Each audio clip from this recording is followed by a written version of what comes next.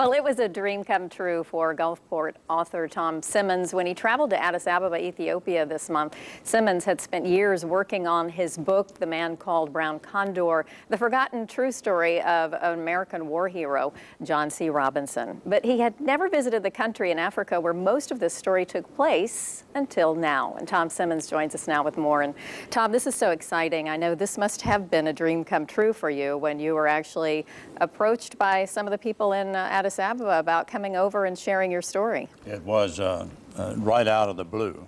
It was very surprised me. You know, John Robinson grew up here in Gulfport, but those people, his story had been forgotten here and somewhat there, and they were celebrating a memorial for him and asked me if I would come to Ethiopia and speak to the and that's great. And of course, John Robinson, the commander of the Imperial Ethiopian Air Corps, and that was during a time when there weren't black pilots.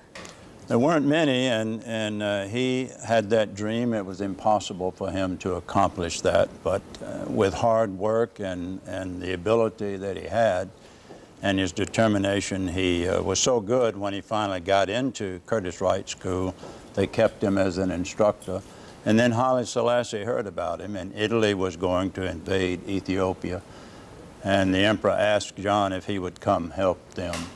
It had to have been a tough decision, but it was exciting for me to go there. The ex-president and the CEO of Ethiopian Airlines, which That's right. John And let's Robinson, take a look at some of these pictures, too, yeah, as we're and talking John about Robinson this visit. started Ethiopian Airlines in 1945, and you can see they're flying their latest equipment now, beautiful Boeing 787.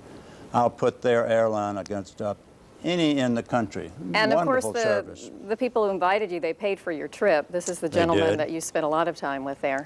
That's the former president of Ethiopia, and his name is Girma Wolde Giernis.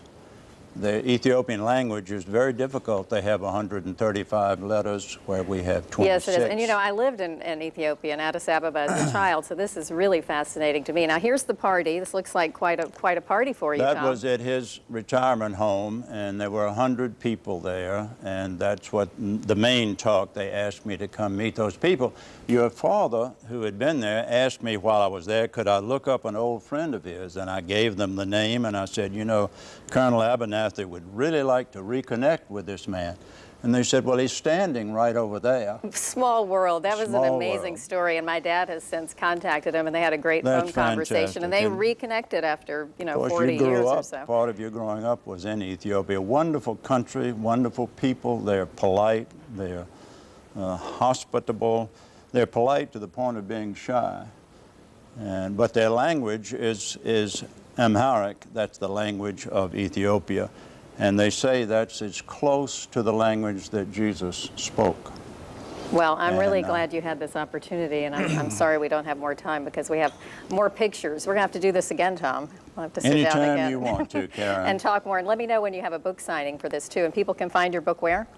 Amazon or on my website or it's great. Barnes & Noble, any bookstore. It's carried all over. Okay. And it's doing well. And thank you for having me. Thank you so much, Tom, for joining us and My pleasure. sharing part of your story with us.